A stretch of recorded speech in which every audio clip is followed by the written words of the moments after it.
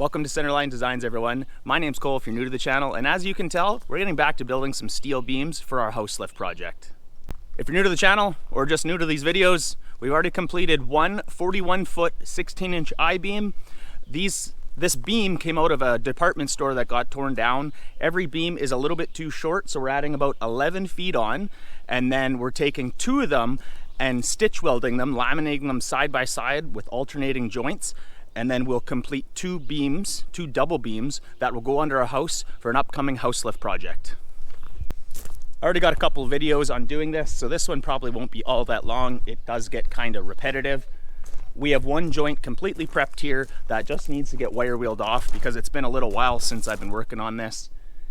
We'll weld this up. Probably gonna run out of welding gas pretty quickly here in the morning. I do know my tank is low, so run into town. And yeah, we just got to get this done and then stage the other beam side by side, get it all stitch welded in. And like everything I do, it's probably going to take much longer than I think it will.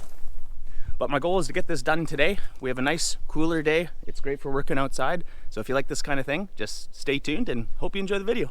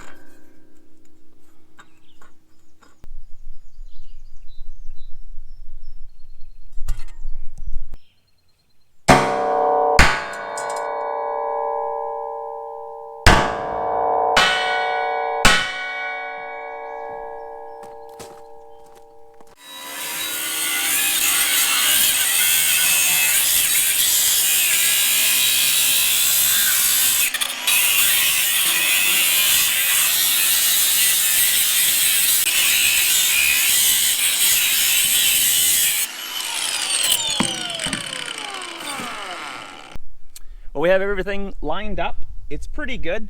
The fit up could be a little better. These are used beams, as I say, so they're not perfect. They have a little bit of inconsistency in them from being manhandled around and things like that. And the chamfers don't fully line up since things have slight little tweaks, but it'll work out okay. We're doing 100% penetration weld here, so we'll weld in on all the horizontals here first, and then we'll go on the backside and grind through to that first weld and then lay in those passes. So weld meets weld 100%, and it won't be a problem. It just might be a little bit more finicky to grind and weld in some of the other areas, but it will be good. We need to get some runoff plates welded on, and then we'll start laying some weld to her. For the welding we're doing here, we're using a dual shield wire, so it's a wire that contains some flux, and we're backing it up with all MIG gas. It's an 045, which I think is a 1.2 millimeter. We're welding in at about 240 amps, so it's hot, and she likes her heat, but we'll get good penetration in on this, and that dual shield wire just lays in like butter.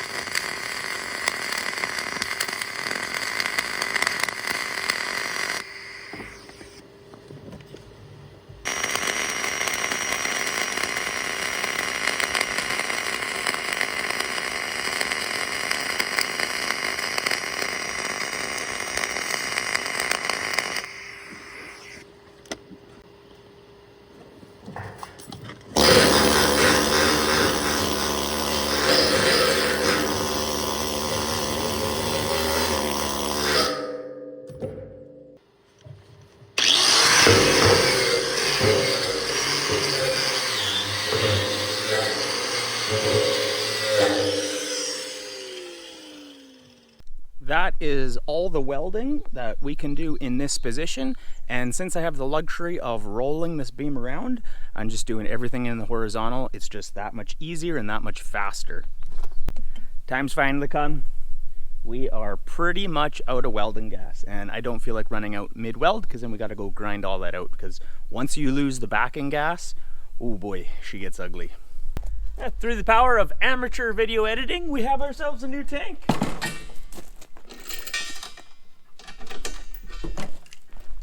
All right, well, we have our new gas supply, and I was gonna go ahead and roll this beam right now so that we can continue doing some of the webbing welding. But I think before we do that, I don't really like how large these holes are. It was where another beam was on and bolted through or something. So I think I'm gonna take a little plate of steel, we'll put it on the underside, and I'm gonna fill these up. Probably not needed, but why take the chance, right? So we'll address that now.